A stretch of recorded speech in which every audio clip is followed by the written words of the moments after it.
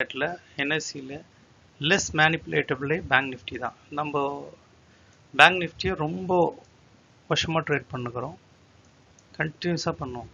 So இது வந்து அவ்வளோ பர்ஃபெக்டாக இருக்கும்.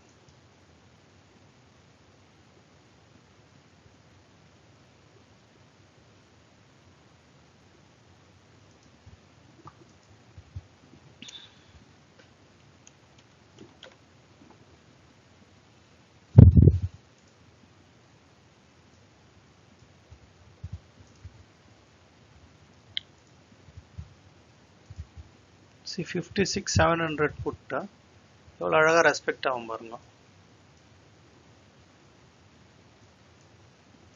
ஒரு பேங்க் நிஃப்டி எவ்வளோ பியூட்டிஃபுல்லாக இருக்குன்னு பாருங்க. இது ஒரு சப்போர்ட். வாய்ஸ் வரல. வாய்ஸ் கிளீனாக கேட்குதா? ஓகே, இது என்ட்ரி. இது லேர்னிங்க்கு தான். பேங்க் நிஃப்டியே சொல்கிறேன் நான், எவ்வளோ அழகாக அதை ரெஸ்பெக்ட் பண்ணணும்னு சொல்கிறேன்.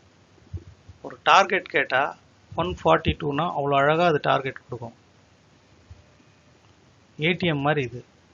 கொஞ்சம் ரிஸ்க் இருக்கும், பட் இது டைம் அன்டைம். காலையில் ட்ரேட் பண்ணுவோம். இன்றைக்கி வந்து காலையில் பிஎஸ்சி பேங்க்லாம் கொஞ்சம் தொல்லை கொடுத்துச்சு. இப்போவும் அப்படி தான் இருக்குது, ஒன்றும் அவ்வளோ நல்லா இல்லை. இது நல்லா இருந்துச்சுன்னா அவ்வளோ அழகாக போகும் இதெல்லாம் பாயிண்ட்ஸ்.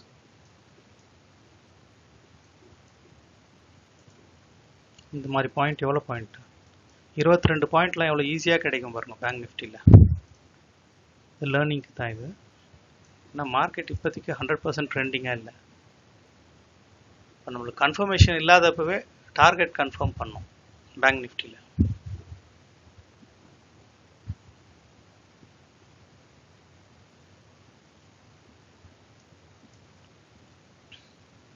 ஒரு 22 பாயிண்ட் எடுக்க எவ்வளோ ஈஸியாக இருக்குது பார்த்தீங்களா பேங்க் நிஃப்டி. அதுதான் நான் சொல்கிறேன். பட் இன்னும் பாயிண்ட் இருக்குது. இது இன்னொரு 10 பாயிண்ட் மேலே இருக்குது, 8 பாயிண்ட் இருக்குது. இது இவ்வளோ தூரம் போவோம்.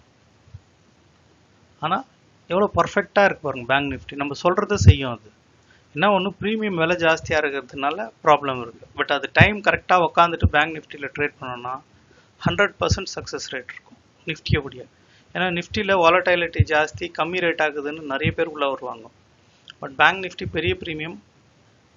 இந்த கஜன்னு அன்ஆர்கனைஸ்டுலாம் யாரும் இதில் போட மாட்டாங்க. இவ்வளோ அழகாக தொட்டுட்டு கீழே வரப்போகிறவங்க நம்ம சொல்கிற மாதிரி அந்த பாயிண்ட் கொடுக்கணும்னா அது அழகாக கொடுக்கும்.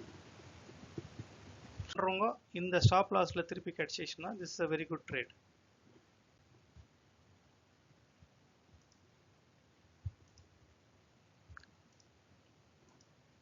அதனால ட்ரேட் தான் அது. 56,700 புட். என்ன ஒன்று அவ்வளோ. சரி, அதை நீங்கள் ட்ரையலிங் வந்து ஃபஸ்ட்டு 142க்கு மேலே உக்காந்துடுச்சுன்னா அடுத்த டார்கெட் 155. அது வராது அவ்வளோ சீக்கிரத்தில். நான் சொல்கிறதெல்லாம் பாட்டம்.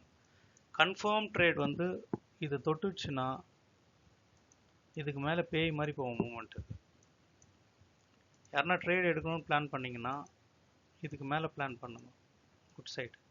இது வரைக்கும் ரிஸ்கி ட்ரேடு, ஆனால் வரும், கொஞ்சம் ரிஸ்க்காக வரும். கொஞ்சம் கொஞ்சமாக 2 லெவல் 3 லெவல்னு. ஸோ இது ஒரு லெவல். இதெல்லாம் ரெட்டாக ஆகிற லெவல். இங்கப்பா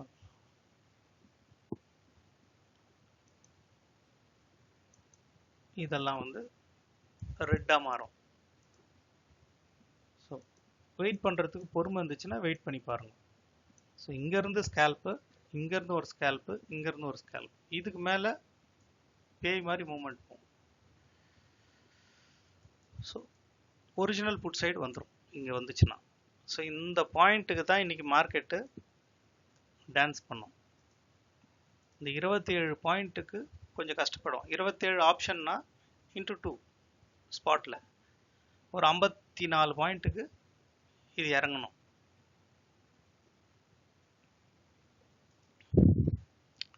64 தொட்டுச்சுன்னா அடுத்தது அது மூமெண்ட்டே வேறு.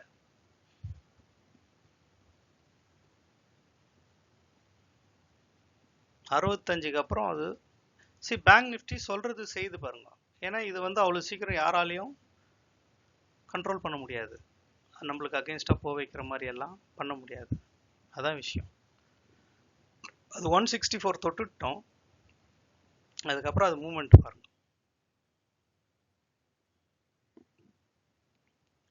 164ல ஒரு ரெட் கலர்ல வரணும் கேண்டில். ஒரு ரெட் வந்தே வரணும். ஒரு ப்ராஃபிட் புக்கிங் வந்து ஒரு சின்ன ரிட்ரேஸ்மெண்ட், அவ்வளோதான். இப்போ போயிடுச்சுன்னா ஒரு சின்ன ரெட் கலர் அது மேலே உட்கார எவ்வளோ அழகாக இருக்கு பாருங்க பேங்க் நிஃப்டி. அவ்வளோதான், இதுக்கு மேல்ட்டு அது ராக்கெட் தான்.